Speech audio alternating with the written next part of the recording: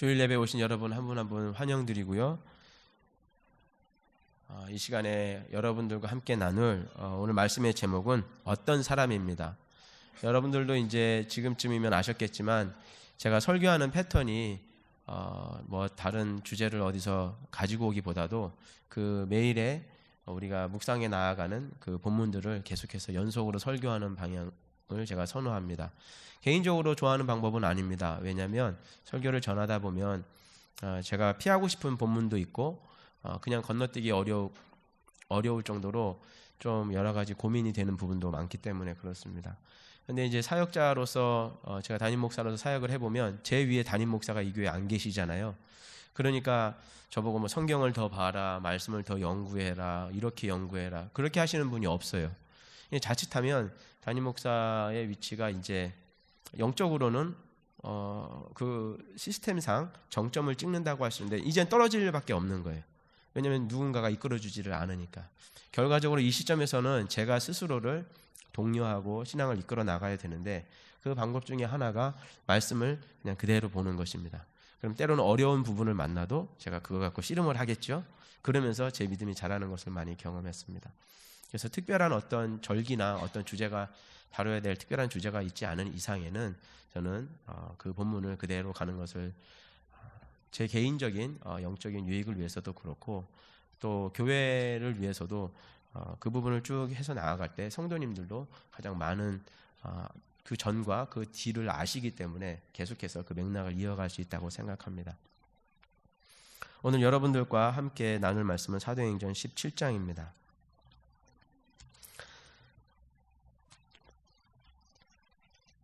사도행전 17장 3절 말씀을 우리가 3절부터 9절까지 말씀을 함께 교독하시겠습니다. 제가 먼저 읽도록 할게요. 뜻을 풀어 그리스도가 해를 받고 죽은 자 가운데서 다시 살아나야 할 것을 증언하고 이르되 내가 너희에게 전하는 이 예수가 곧 그리스도라 하니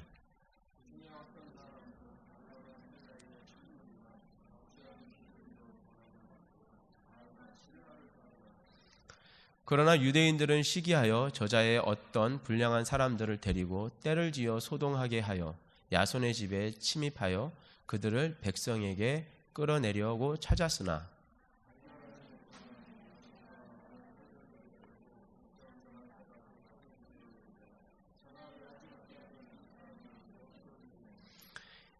야손이 그들을 맞아 들였도다. 이 사람들이 다 가이사의 명을 거역하여 말하되 다른 임금 곧 예수라 하는 이가 있다 하더이다 하니 다 같이 야손과 그 나머지 사람들에게 보석금을 받고 놓아주니라. 아멘. 지난주에 저희가 살펴본 것처럼 예수는 그리스도다라고 하는 이 메시지를 사도 바울은 굉장히 강력하게 선포했습니다. 그러자 이제 반응이 나타나기 시작한 것입니다.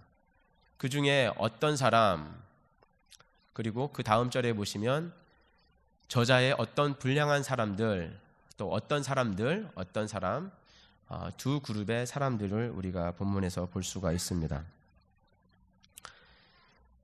이 두 부류의 사람들에 대한 설명이 오늘 설교의 큰 틀이 되겠습니다. 제가 이 내용의 주제를 잘 이어가기 위해서 이 본문을 세 가지의 어떤 우리가 기억할 만한 단어로 제가 정리를 해봤습니다. 여러분 한번 따라해 보시기 바랍니다. 올챙이적을 생각하라. 사람이 아닌 하나님만 두려워하라. 인맥이 아니라 하나님의 섭리다. 감사합니다. 이 틀이 오늘 저의 메시지 라인이 됩니다. 여러분 보셔서 아시겠지만 사도 바울도 보통 사람이 아닙니다. 이 도시 저 도시 이 나라 저 나라를 다니면서 선교하는 사람입니다. 뭐 죽어도 다시 살아나는 사람입니다. 하나님의 능력이 그 사람과 함께 있었죠. 그리고 이방인에게 또 성령의 인도하심 따라서 그 사역을 섬겨야 한다는 흔들리지 않는 그 사역관이 있었습니다. 근데 유대인들도 보통이 아닙니다. 왜냐하면 우리가 볼 때 바울의 입장에서 사도행전을 보니까 이게 사도들의 행전입니다. 근데 제가 그런 생각을 해봤어요. 유대인들의 관점으로 보면은 그 사람들도 나름대로 사도행전을 쓰고 있는 거더라고요. 이단을 잡아 없애는 그런 나름대로의, 그러니까 어느 도시를 가든지 계속 출몰 합니다. 끝까지 다녀요. 그래서 사도 바울도 굉장한 사람인데 유대인들도 굉장한 사람이라는 걸 알게 됩니다. 제가 3주 전에 유대인들이 얼마나 또 독특하고 그들이 하나님에 대한 열심이 큰지를 제가 설명을 드린 적이 있습니다. 여러분, 행사 때 사람을 동원해 보면요, 사람 동원하는 게 의외로 쉬운 일이 아닙니다. 저희 교회에서도 만약에 어떤 행사를 한다고 가정을 하고 사람을 동원해 보면요, 그게 쉽지가 않습니다. 그런데 이 본문에서 보면은 유대인들은 시기하여 5절입니다. 어떤 불량한 사람들을 데리고 때를 지어, 때를 짓는 것도 쉬운 일이 결코 아닙니다. 그러니까 이 사람들은 본인들이 열심히 있을 뿐만 아니라 사람을 동원하는 데도 재주가 있는 거예요. 이 정도쯤 되면 바울도 무슨 수를 써야 되지 않겠습니까?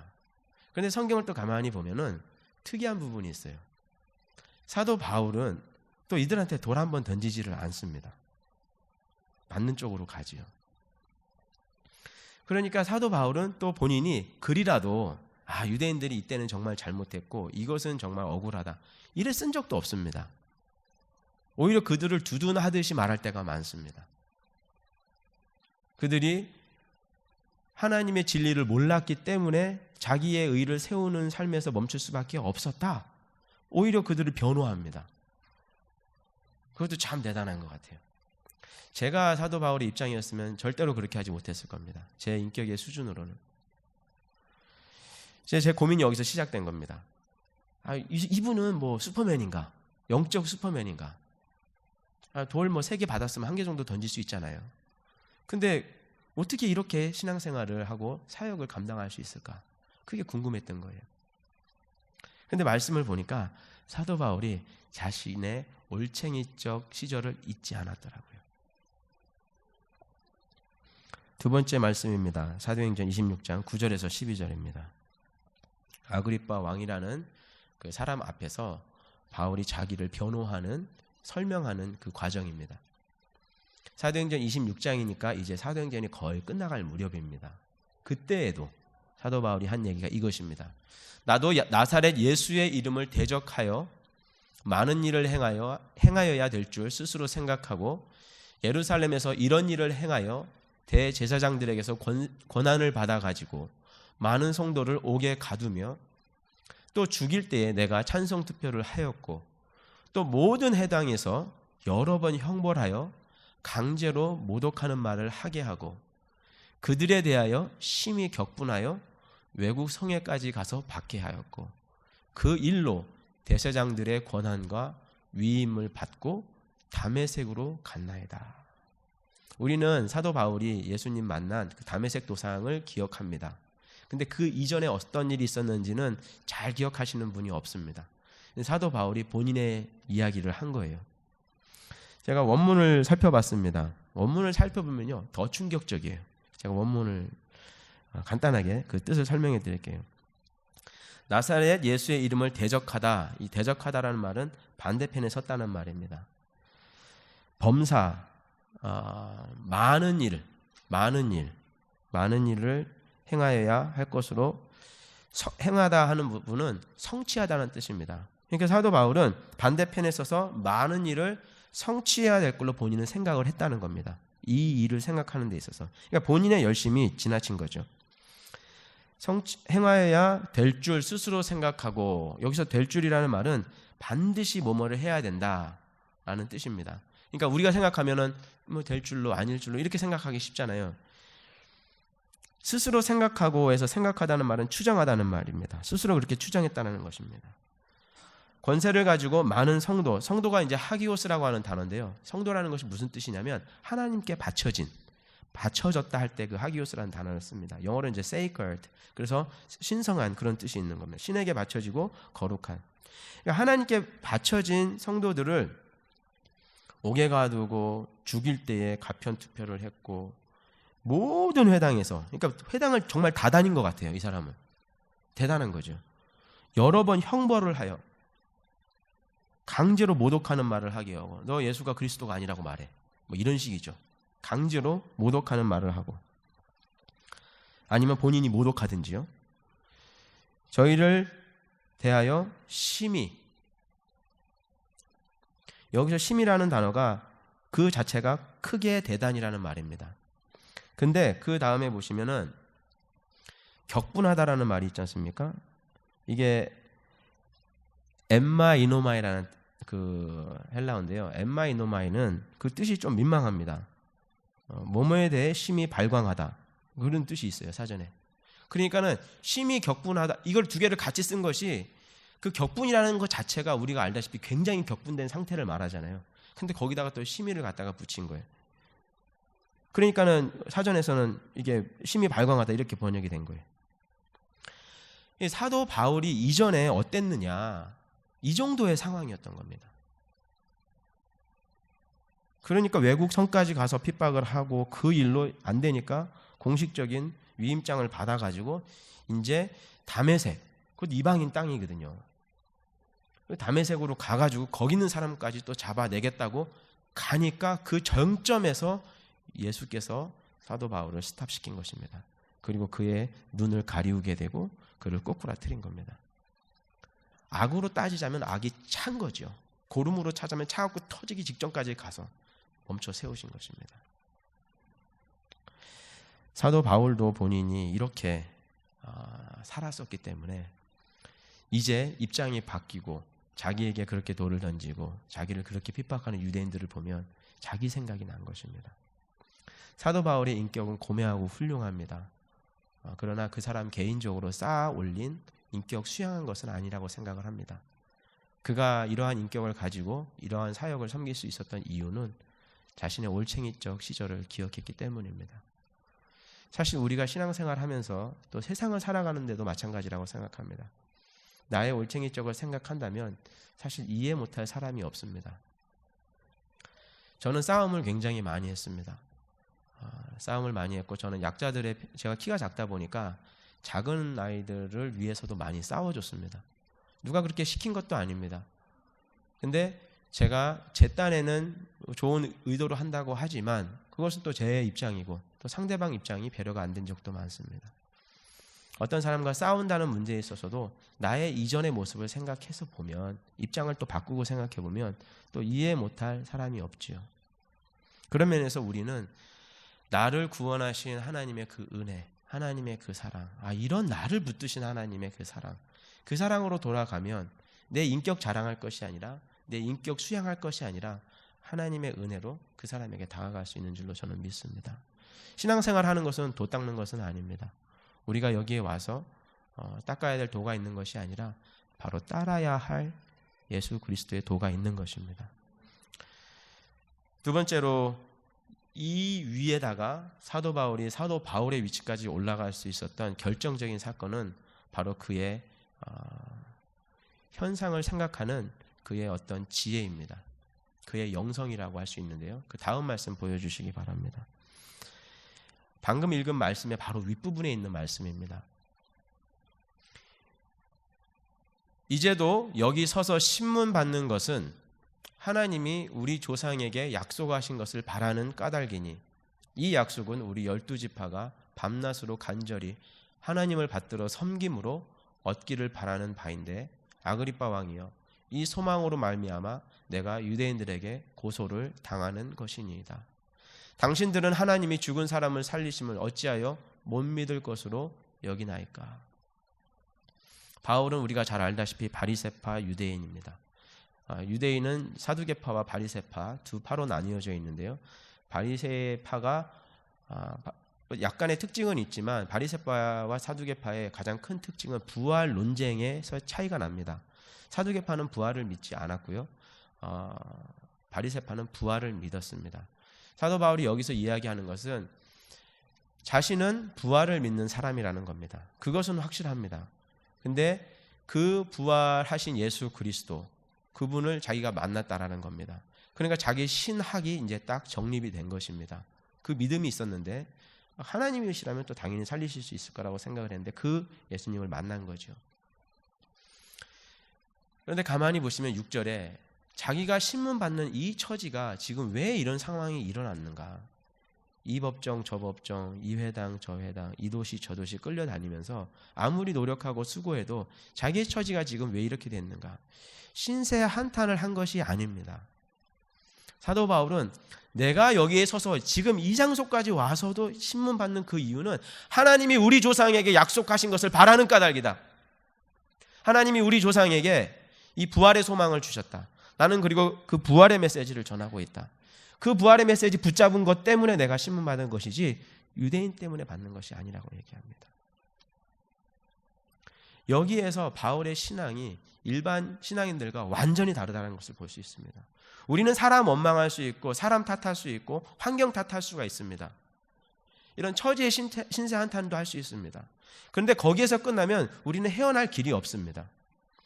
지금 이 상황이 왜 이렇게 된 것인가? 그때 만약에 내가 하나님의 섭리를 붙잡을 수만 있다면, 그래서 제가 두 번째로 말씀드린 것이 사람이 아니라 인맥이 아니라 하나님의 섭리를 붙잡는 것입니다. 저는 제가 지금 왜 미국에서 살고 있는지 도대체 모르겠습니다. 어쩌다 제가 미국까지 와서 살게 됐는지도 모르겠고, 어쩌다 제가 1부 예배 때는 영어로 설교하고 2부 예배 때는 한국말로 설교하는지도 모르겠습니다. 저는 제가 원래 꿈꿨던 삶은 이런 삶이 아닙니다. 그런데 어떻게 하다 보니까 제가 지금 여기에 있는 겁니다. 미국 시민권을 가지고 있는 제 아내를 만나서 제가 이렇게 된 것일까요?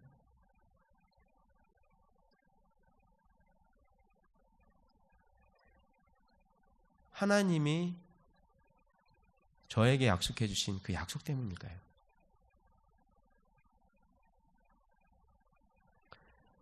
여러분의 삶의 모든 영역을 그 영역 속에 있는 하나님의 섭리를 볼 수만 있다면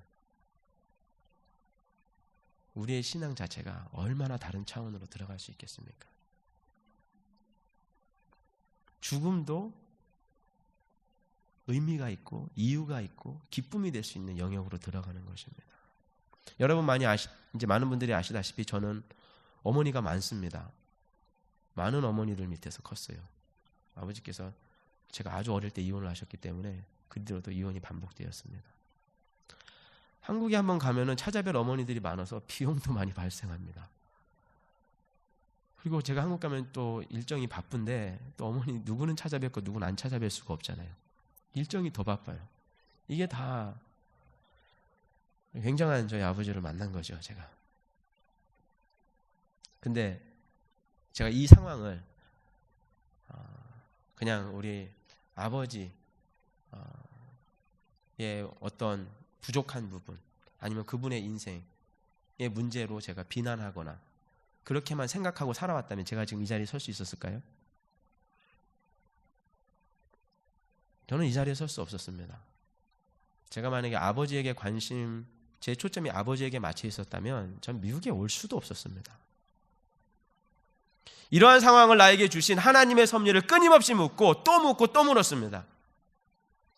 다른 사람들은 이렇게까지 살지는 않는 것 같은데 나는 왜 이렇게까지 살아야만 되는가? 초등학교 3년 동안 6번 전학을 했습니다. 그것도 3학년에서 그것도 5학년에서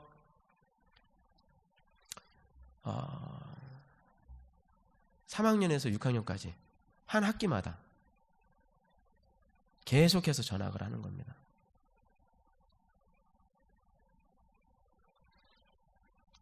옆에 동네로 가는 것도 아니고 지방을 건너서 가는데 서울, 대전, 대구, 부산을 이렇게 쭉 경부선 타고 다 내려온 거예요.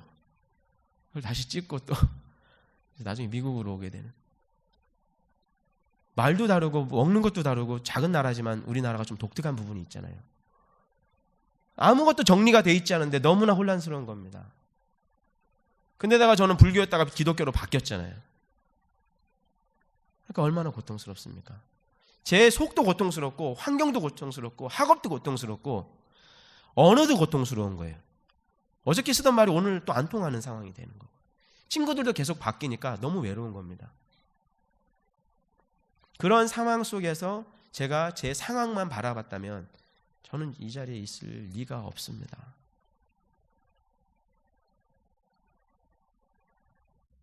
하나님께서 지금 나의 삶에서 역사하고 계시는 그 하나님의 섭리, 사람의 문제가 아니라 이 문제를 하나님 앞에 가지고 가면 하나님께서 일하고 계심을 우리가 볼 수 있는 줄로 믿습니다. 그때 나의 삶에 어떤 그 임계점이라고 할 수 있는 그 한계, 물이 팍 끓어오르듯이 그 한계가 탁 터져 나오는 것입니다. 그 전까지는 물은 덜덜덜덜덜덜 되는 겁니다. 근데 그 임계점을 넘어서는 그 순간이 무엇인가? 그냥 덜덜거리는 물에서 진짜 내가 원하는 그 끓는 물, 그 끓는 물이 필요해서 지금 물을 끓이고 있는 거잖아요. 그 쓰임이 있는 그 끓는 물로 딱 터지는 그 순간, 아, 이것 때문에 덜덜거렸구나. 근데 그것이 되려면 사람의 시선에서 하나님의 시선으로 옮겨야 될 줄로 믿습니다. 그렇지 않으면 사람들의 시선에서 계속 덜덜거리는 것입니다. 하나님이 조상에게 약속하신 그것, 그 언약, 그 소망, 나 그거 잡은 것밖에 없다. 본인의 마음에 쓴뿌리가 없는 거예요.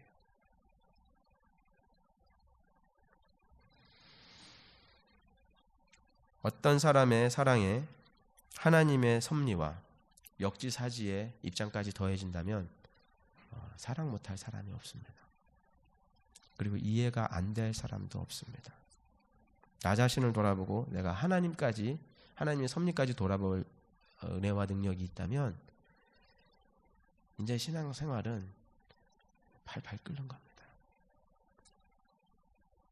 근데 내가 나의 올챙이 쪽을 모르고 나의 예처지를 모르고 하나님의 섭리까지도 관심을 갖지 못하면 나의 삶은 좌충우돌하는 삶이 될 수밖에 없습니다. 또 다른 어떤 사람의 이야기를 여러분들한테 들려드리겠습니다. 오늘 본문 다시 한번 띄워주시기 바랍니다. 4절에 보시면 그 중에 어떤 사람, 곧 경건한 헬라인의 큰 무리와 적지 않은 귀부인도 권함을 받고 바알과 신라를 따르나 라고 본문이 이야기를 합니다. 그 중에 어떤 사람이 있었는데 곧 경건한 헬라인의 큰 무리. 여러분, 헬라인이라고 하면 유대인들 입장에서 보면 상종하지 못할 이방인들입니다. 지금도요, 대학교 안에서 보면은 크리스찬 동아리가 있고 유대인 동아리가 있습니다.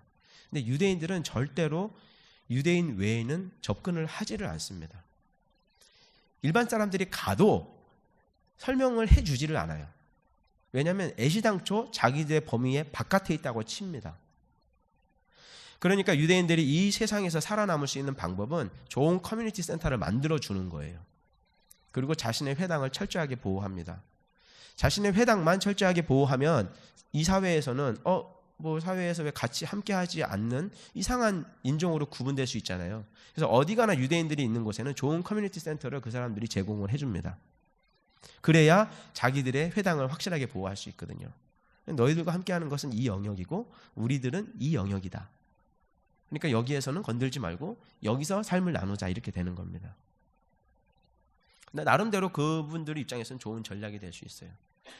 그만큼 유대인들은 선민의식이 강합니다. 자기만 뽑혔고 다른 사람들은 뽑히지 않았다고 지금도 생각을 합니다. 그래서 제가 유대인 랍비에한테 물었어요. 그럼 나는 구원이 없겠구나. 빙긋이 웃습니다. 대답하지 않습니다. 아는 걸 왜 묻냐는 거죠. 어떻게 천하를 지으신 하나님이 굉장히 작은 소수의 사람만 구원했다고 생각하느냐? 제가 물었어요. 그것은 하나님의 뜻이라는 거예요. 그러니까는 설명할 길이 없죠. 그러니까 그런 선민의식으로 단단하게 무장되어 있는 사람들한테 이방인들은 그 사람들이 사회 경제적인 지위와 상관없이 관심 바뀝니다. 그런데 어떠한 이방인들이 바울의 메시지에 반응하고 돌아오게 되었는가? 경건하다. 여기서 경건하다라는 말은 예전에 한번 다룬 적이 있습니다. 세보마이라고 하는 단어입니다. 두려워 떨다라는 뜻입니다. 이방인이든 유대인이든 상관없습니다. 결과적으로 하나님 앞에 나오는 사람은 하나님 앞에 두려워 떠는 사람만 나오게 돼 있습니다. 제 친구들을 제가 많이 전도했습니다. 그런데 지금까지 신앙생활하는 친구들도 그렇고 그 과정을 봐도 그렇고 결국에 성격이 이상하고 저떻고 이런 건 아무 상관없어요. 제가 보니까 결국 마지막에 남는 사람은 하나님 두려워하는 사람만 남더라고요.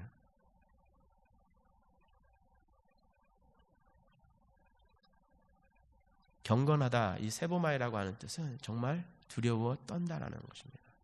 그 바탕에 있는 사람들이 하나님의 메시지가 딱 들어갔을 때 그들의 삶이 변화되고 바뀌고 사도 바울의 제자 그룹으로 들어오는 것을 봅니다.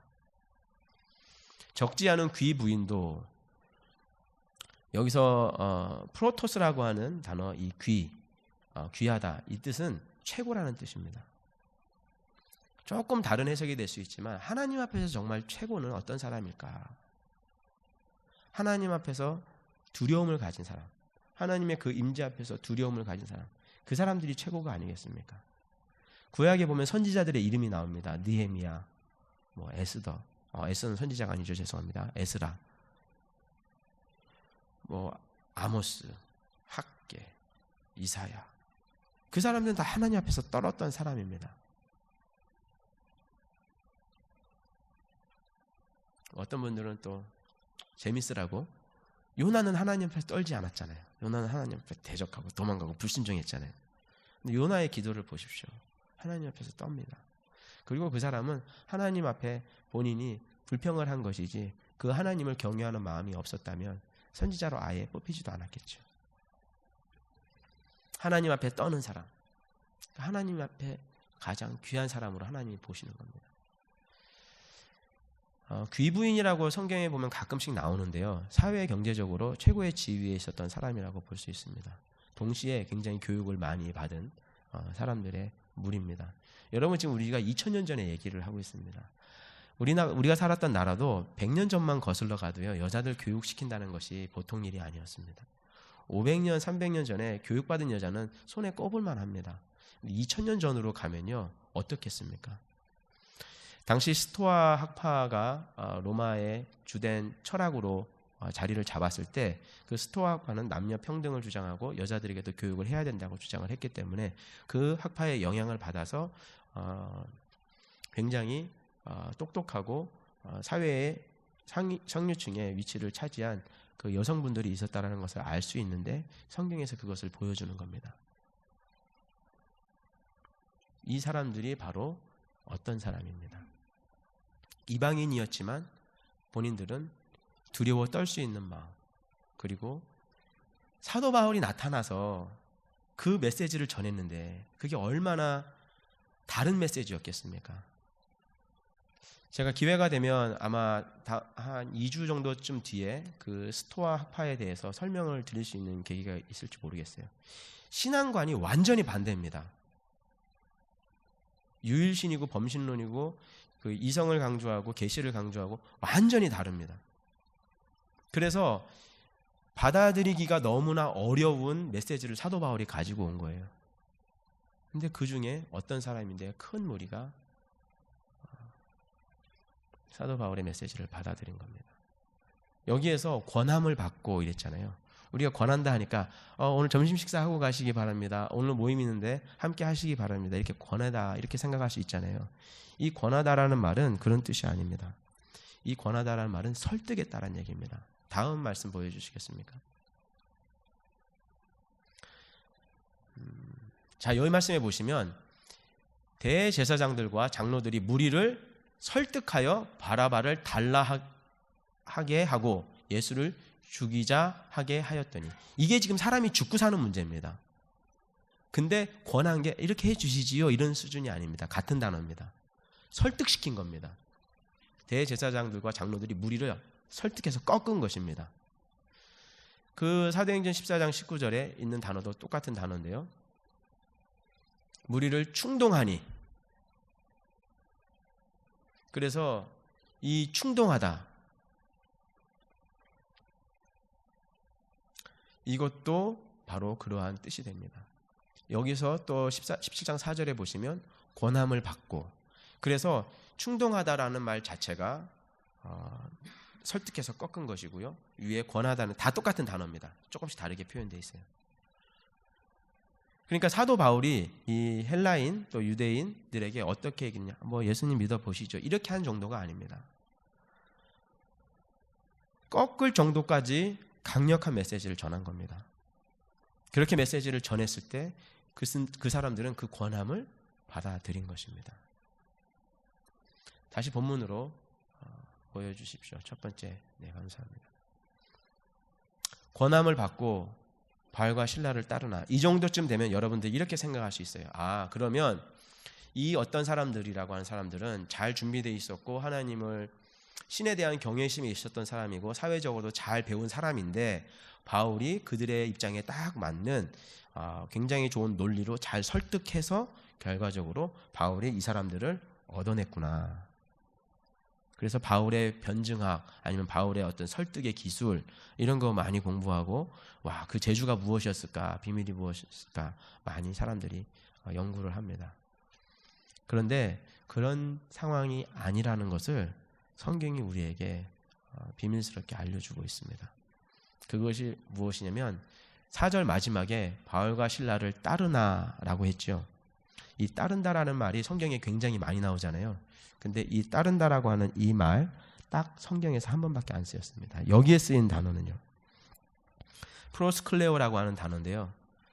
이 프로스클레오라고 하는 단어, 이 단어는 제비를 뽑아서 제비에 의해 할당되다라는 뜻입니다. 아니면 배당되다라는 뜻입니다. 제비 뽑아서 배당금을 주듯이 그냥 뽑혀서 배당금 중, 이것이 이 단어가 됩니다. 딱 한 번 쓰인 단어, 프로스클레오.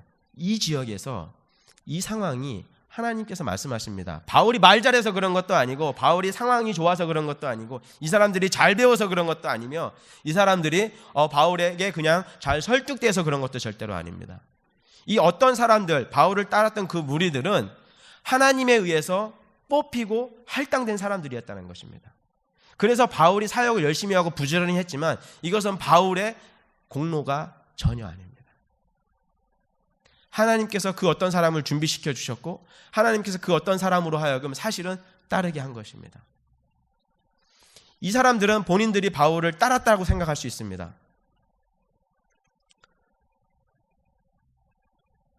그렇지만 이 사람들에게 이미 젖어든 하나님의 은혜가 이들의 삶을 그 바울의 메시지로 이끈 것입니다. 하나님의 의지와 하나님의 예정과 우리의 의지, 어떤 것이 먼저인가? 당연히 하나님의 예정이 먼저입니다. 그러나 하나님의 예정이 먼저이라는 것은 우리의 의지가 발현이 될 때 그때서야 알 수 있는 것입니다. 만약에 바울이 자기 올챙이적 시절을 모르고 내가 이 나라 가고 저 나라 가고 이 성에도 가고 저 성에도 가서 복음을 전하고 설득했더니 큰 무리가 막 따르더라. 그러한 마음이 있었으면 바울이 그 순교의 길까지 갈 수 있었겠습니까? 나의 나된 것은 오직 하나님의 은혜다. 그것이 있었기 때문에 바울이 그 말씀이 바로 이 사람들이 나를 따르는 이유는 하나님에 의해서 그렇게 뽑히고 할당된 사람들이기 때문에 그 모든 공로가 하나님 앞에 있는 것입니다. 우리 찬양팀이 방금 찬양을 인도했습니다. 지금 찬양팀도 많이 수고를 해주시고 늘 감사한데 예를 들어 찬양팀에 큰 부흥이 왔다고 생각합시다. 또 주방에서도 많은 분들이 섬기시고 애를 쓰십니다. 근데 그 주방 사역에도 큰 부흥이 왔다고 생각합시다. 중고등부 사역 큰 부흥이 왔다고 생각해 본다면 그 공로가 어디에 있습니까? 바로 하나님 한 분에게만 있는 것입니다. 여기서 우리가 흔들리지 않으면 교회는 교회될 줄로 믿습니다. 그래서 올챙이적을 생각하라. 사람이 아닌 하나님만 두려워하라. 저 어떤 사람들처럼요. 그리고 마지막으로 인맥이 아니라 하나님의 섭리를 붙잡으라. 이것이 제가 이 말씀을 묵상하면서 배운 것입니다. 여러분들에게도 하나님의 은혜가 있기를 예수님의 이름으로 축원드립니다. 다 같이 기도하시겠습니다.